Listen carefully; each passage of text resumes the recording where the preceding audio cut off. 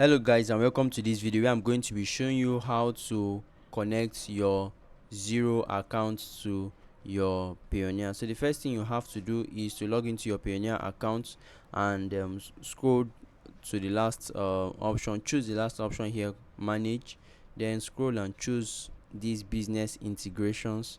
Click on it and then add, or rather click on connect apps.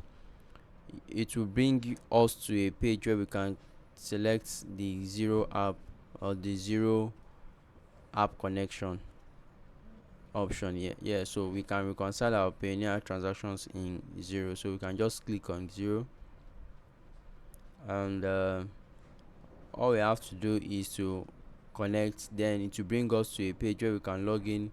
Let me just click on connect, and then it will take us to a page where we can input our Xero accounts and then our Xero logins.